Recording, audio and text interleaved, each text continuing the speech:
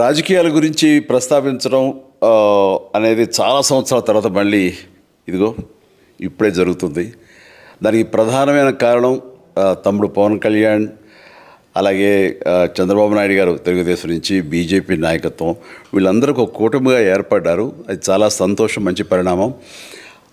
ఈ సందర్భంగా మరీ ముఖ్యంగా ఈ రోజున నేను ఇట్లాగా మాట్లాడడానికి ప్రధానమైన కారణం నా మిత్రుడు, చిరకాల మిత్రుడు సీఎం రమేష్, అట్లాగే పంచగల్ రమేష్ రాజకీయంగా అరంగేట్రం చేసింది నా బ్లెస్సింగ్స్ తోటి. అది తను. అలాంటి పంచగల్ రమేష్ అండ్ సీఎం రమేష్ గారు వీరు నాకు కావలసిన వాళ్ళు ఇద్దరు కూడాను అనకాపల్లి కాన్స్టిట్యున్సీలో ఎంపీ క్యాండిడేట్గా, అలాగే పెందుర్తి ఎమ్మెల్యే క్యాండిడేట్గా వీరు నిలబడటం అన్నది నాకు చాలా సంతోషంగా ఉంది. ఎందుకంటే ఇద్దరు చాలా మంచి వాళ్ళే కాకుండా సమర్థవంతులు. ఇలాంటి వాళ్ళు అలాంటి కాన్స్టిట్యున్సీకి, దాని అభివృద్ధికి ఎంతగానో దోహదపడతారు అనే నమ్మకం నాకు చాలా ప్రగాఢంగా ఉంది. ముఖ్యంగా సీఎం రమేష్ గారికి కేంద్రంతో ఉన్నటువంటి సంబంధాలు, అనుబంధం ఇది మరీ మరీ ప్రత్యేకం. నాకు అది ఎప్పటి నుంచో తెలుసు. వారి గురించి నేను వింటూనే ఉన్నాను, చూస్తూనే ఉన్నాను. అండ్ ముఖ్యంగా ఆ కాన్స్టిట్యున్సీ, అనకాపల్లి కాన్స్టిట్యున్సీ అభివృద్ధికి ఈయన పరిచయాలు, కేంద్రంతో ఈయనకున్న సత్సంబంధాలు ఎంతో ఉపయోగపడతాయి. తద్వారా రమేష్ అలాగే మిగతా ఎమ్మెల్యేలు అందరూ కూడా ఎవరైతే అభివృద్ధి చేయాలి ఆయా ఎమ్మెల్యే నియోజకవర్గాలు అనుకున్నారో అవన్నీ కూడా సజావుగా సాగిపోతాయంటానికి దాని వెనకాల సీఎం గారి కృషి డెఫినెట్గా ఉంటుందంటే ఎలాంటి సందేహం లేదు. అండ్ వీరి నాయకత్వంలో మిగతా వాళ్ళ ఎమ్మెల్యేలు అందరూ కూడాను కలిసికట్టుగా అనకాపల్లి అభివృద్ధికి ఎంతగానో దోహదపడతారు అండ్ రిజల్ట్ చూపిస్తారన్న ప్రగాఢ విశ్వాసం ఉంది. కాబట్టి వీళ్ళిద్దరి గురించి ఈరోజు ప్రస్తావిస్తున్నాను. మీ అందరి ఆశీస్సులు వీళ్ళకి ఉంటాయని ప్రగాఢంగా నమ్ముతూ సెలవు తీసుకుంటున్నాను. ప్లీజ్ వారిని గెలిపించండి. అనకాపల్లి నియోజకవర్గం యొక్క అభివృద్ధిని మనందరం చూస్తాం. అంతేకాదు, నాది చాలా పెద్ద కోరిక, ఆంధ్రప్రదేశ్ అభివృద్ధి పథంలో ముందుకు వెళ్ళాలి. దానికి కానీ మీరందరూ నడుము బిగించండి. మీరందరూ కూడాను ఇలాంటి వారికి ఓటు వేసి మీరు గెలిపించి అన్ని రకాలుగాను మీ యొక్క ఆశీస్సులు వీళ్ళకు ఉన్నాయి అన్న భావాన్ని మా అందరికీ, ఆ నమ్మకాన్ని మాకు కలిగించండి. జై హింద్.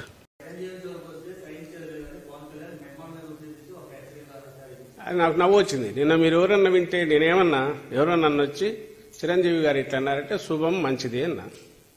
నేనేమన్నా శుభం మంచిది. ఇప్పుడు ఉన్న వాళ్ళకి తోడు ఇంకొకరు ఆయన కానీ ఇంకొకరు కానీ జాయిన్ అయినా నష్టం లేదు. మాకు కావాల్సిన పిక్చర్ క్లారిటీ మరింత వస్తుంది, కన్ఫ్యూజన్ ఉండదు. మా వరకు మేము కాన్ఫిడెంట్గా ఒకరం ఉన్నాము. అటువైపు ఇట్లాంటి రకరకాల ఆలోచనలు ఉండే వాళ్ళను ఫిగరేటివ్గా నేను పోల్చిన. దుష్ట ఆలోచనలు ఉండే వాళ్ళతో వీళ్ళందరూ చేరుతున్నారు కాబట్టి చంద్రబాబు నాయుడు లాంటి వాడితో ఎందుకు ఆయన దుష్ట ఆలోచనలు, ఆయనకున్న కుట్ర బుద్ధి లేదా ఆయన గత చరిత్ర వీటి గురించి నేను పోతే అది గంటలు గంటలు పోతుంది, దానికి పోవట్లేదు, అది అందరికీ తెలుసు. నేను ఇంతకుముందు అన్నదంతా కూడా ఉంది. ఆయనకు అధికారం లేక రావడం తప్ప అది పవన్ కళ్యాణ్ బాధ్యత, చిరంజీవి బాధ్యత, మోడీ బాధ్యత, పురంధేశ్వరి బాధ్యత అని ఆయన అనుకుంటుంటాడు. ఇట్లా అనుకున్నట్టే అన్నాడు. ఆయన కూడా దాంట్లో చేరినాడు, మంచిది. వేరే మేము ప్రజలు మాతో ఉంటేనే మేము అధికారంలోకి రాగలం. కాబట్టి ప్రజలతో ఎట్లా ఉంచుకోవాలని మేము ఆలోచిస్తున్నాం జగన్మోహన్ రెడ్డి గారు. అలాంటి దుర్మార్గపు ఆలోచనలో ఉండే వాళ్ళందరినీ పంచతంత్రంలో క్యారెక్టర్స్లో ఇవన్నీ ఉంటాయి. రకరకాల గుంటనక్కలు, తోడేళ్లు, ఇవన్నీ. వీళ్ళందరూ గుంటనక్కలని నేను గుంటనక్కలు అన్నట్ల స్వభావ రీత్యా అలాంటి వాళ్ళందరూ ఒక దగ్గర అంటే చంద్రబాబు నాయుడు గారు అలాంటి వాళ్ళందరినీ చేర్చుకుంటున్నారు. వాళ్ళు కూడా ఆ స్వభావం ఉండే వాళ్ళతో చేరి వాళ్ళు కూడా ఆ రకంగానే అవుతున్నారు అనే ఉద్దేశంతో నేను అన్నా ఎవరిని అవమానించాలని అన్నా. ముందు అన్నది కరెక్ట్. చిరంజీవి గారు ఆయన వ్యక్తిగా, ఇప్పుడు ఆయన వ్యక్తి మాత్రమే, మంచి సినిమా స్టారు, మధ్యలో రాజకీయాల్లో ఉన్నారు. ఇప్పుడు కాదని ఆయన డిక్లేర్ చేశారు. పెద్ద మనిషి, రాష్ట్రంలో అందరూ గౌరవించేవాడు అనుకుంటే ఆయన అభిప్రాయం మేరకు ఈసారి కూటమి రావాలని ఉంది. కూటమి అనగానే ఏమేమి వస్తాయి? ఇవన్నీ 1, 2, 3, 4 వస్తాయి. పోనీ ఆయన ఎవరిని కూర్చోబెట్టుకుని చెప్పారా పక్కనంటే ఎత్తిపోయి దివాలా తీసి ఇదైపోయి బ్యాంకులు మోసం చేసిన వ్యక్తి ఆయన సపోర్ట్ చేస్తూ మాట్లాడారు. ఇలాంటి వాళ్ళందరూ ఒక దగ్గర చేరినప్పుడు ఏమనాలో ఆయనే చెప్పనండి, పవన్ కళ్యాణ్ గారినే ఆయనే చెప్పాలి దానికి ఎక్స్ప్లెనేషన్. అంతే తప్ప దానికి మీ మొహాల అద్దంలో చూసుకోండి, మీరు ఎవరు చెప్పేది మేము అందగాళ్ళమని చెప్పినామా? ఆయన సినిమా స్టార్, సూపర్ స్టారే, కాదని ఎవరున్నారు? అదే కదా ఆయన బతికించేది. ఈరోజు చంద్రబాబు నాయుడు డిపెండ్ అయింది. అది కాకపోతే పవన్ కళ్యాణ్ దగ్గరికి రానిచ్చేవాడా? లేదా ఆయన కావాల్సిన తీర్చి అంత ఆ డిమాండ్ తీర్చి ఆయన నెత్తిన పెట్టుకుని ఎందుకు ఊరెగుతున్నాడు చంద్రబాబు? ఉంది కాబట్టే పవన్ కళ్యాణ్ గారు మీరు మీరు రాజకీయాలకు నిజంగా రావాలనుకుంటే ఇది కాదు పద్ధతి. మీకంటే ఒక 2 ఏళ్ళు ముందు మొదలు పెట్టిండొచ్చు.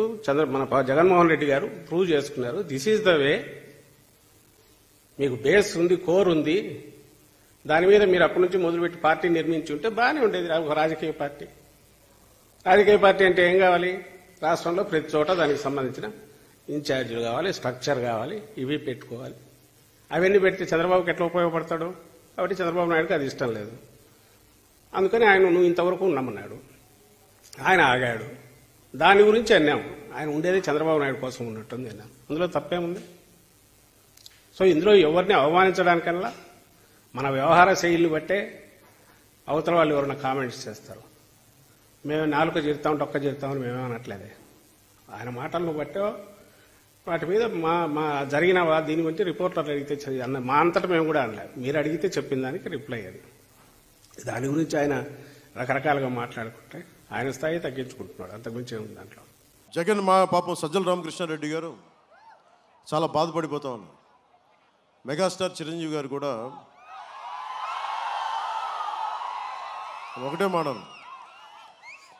పంచగల రమేష్ బాబు ఆయన పార్టీ పెట్టినప్పుడు ఆయన అభ్యర్థి గెలిచాడు. ఆయనకి మన రమేష్ గారు ఎంపీగా పోటీ చేస్తున్నారు. ఆయన వాళ్ళిద్దరూ వచ్చి నాకు మీ ఆశీస్సులు కావాలి అంటే ఆయన ఈ రోజుదా నాకు కూర్చోబెట్టి నాకు 5 కోట్లు ఇచ్చారు. నువ్వు ఇంత కష్టపడుతున్నావు, కౌలు రైతుల కోసం, రైతాంగం కోసం కష్టపడుతున్నావు, నేను నీకు 5 కోట్లు ఇస్తున్నాను జనసేన పార్టీకి అని చెప్పారు.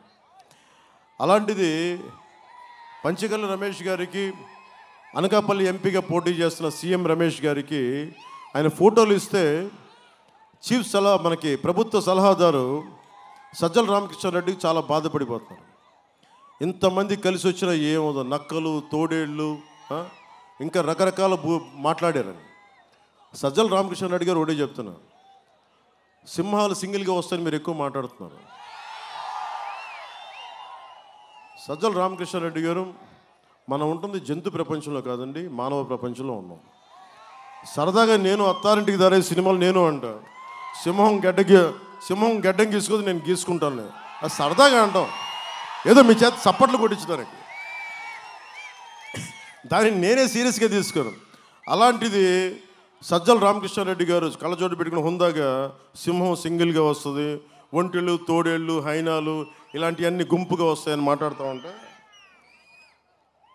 సజ్జల రామకృష్ణారెడ్డి గారు నువ్వు చిరంజీవి గారి జోలికి రాకాయ పెద్ద మనిషి, అసలు రావు, తప్పదు. ఎందుకంటే అతను పద్మవిభూషణ్ బిరుదాంకితుడు. రజనీకాంత్ గారు కూడా దాదాసాహెబ్ ఫాల్కే అవార్డు గ్రహీత. మీ నైజం ఏంటంటే ఎవ్వరు కూడా ఎవరిని మెచ్చుకోకూడదు. ఉప్పాడలో ఉండే ఒక రైతు మన ఒక మత్స్యకారుడు నా బోటుకి వలలకి రాయితీ ఇవ్వలేదంటే వాళ్ళని బెదిరిస్తాం. దాదాసాహెబ్ ఫాల్కే అవార్డు గ్రహీత పాప ఆయన ఏదో కూర్చొని చంద్రబాబు గారి గురించి మాట్లాడితే ఆయన్ని తిడతాం. పద్మవిభూషణ్ చిరంజీవి గారిని తిడతాం. ఏం కళ్ళు పైకి ఎక్కినాయా మీకు? అంత ఎక్కేసినాయా మీకు? సజ్జల రామకృష్ణారెడ్డి గారు మీకు ఒకటి చెప్తున్నా, 2-3 సార్లు నేను మాట్లాడితే మీకు ఆధిపత్య అహంకారం అంటే మీరు చాలా బాధపడ్డారు, నొచ్చుకున్నారు. ఆధిపత్యపు అహంకారం అంటే ఇదే సజ్జల రామకృష్ణారెడ్డి గారు. అందరూ మీకే పల్లకీలు మోయరండి. మీరు ఎవరి పల్లకీలు ఎవరు మోయరు. మేమందరం మోసేది ప్రజల్ని, మేము ఎక్కించి మేము బోయిలకి వెళ్తున్నాం. ఇక్కడ మేము మత్స్యకారుల్ని భుజాల మీద ఎక్కించుకుని వారి పల్లకీలు మోయడానికి మేము సిద్ధంగా ఉన్నాం. అణగారిన వర్గాల ప్రజల్ని భుజం మీదకి ఎక్కించుకుని పల్లకీలు మోస్తున్నాం. ఆధిపత్యపు అహంకారం అంటే నోరుకి ఏదొస్తే అది మాట్లాడటం, ఎవరింట్లో ఆడబిడ్డల గురించి నోటికి ఏదొస్తుంది మాట్లాడటం. ఆధిపత్యపు అహంకారం చూపించుకు సజ్జల రామకృష్ణారెడ్డి గారు. నేను మీలాంటి గుండా విధంగా మాట్లాడేవాళ్ళు చాలామంది చూసి వచ్చాను. నేను చాలా తెగించి వచ్చాను రాజకీయాల్లోకి. సో నోరు అదుపులో పెట్టుకొని మాట్లాడండి సజ్జల రామకృష్ణారెడ్డి గారు. ముఖ్యంగా చిరంజీవి గారి గురించి అనేటప్పుడు ఒళ్ళు దగ్గర పెట్టుకుని మాట్లాడు. అందరూ కలిసి అంటే ఒకడి మీద వస్తున్నారు, జగన్ మీద ఎంత బలంగా ఉన్నాడో అని తెలుస్తుంది. ఒక ర్యాబీస్ వచ్చిన ఒక సునకం ఉంటుంది, మనం వెళ్ళిపోయి సింగిల్కి వెళ్ళం. 5-6 మంది వచ్చారా జాగ్రత్త నోటిల్లు నువ్వు ఇట్రా పట్టుకో దాన్ని కట్టేసి కూర్చోబెట్టి పక్కన పెడతాం దాన్ని. మీ వైసీపీ ప్రభుత్వం ర్యాబీస్ వచ్చిన ఒక కుక్కలా తయారైంది, ఎవరిని పడితే వాళ్ళని గరిచేస్తుంది. అందుకని మీరు ఏదైనా మాట్లాడితే మీరు మమ్మల్ని హైనాలు తోడేళ్ళు నక్కలు అన్నారు కాబట్టి మీరు ర్యాబీస్ వచ్చిన కుక్కలు మీరు.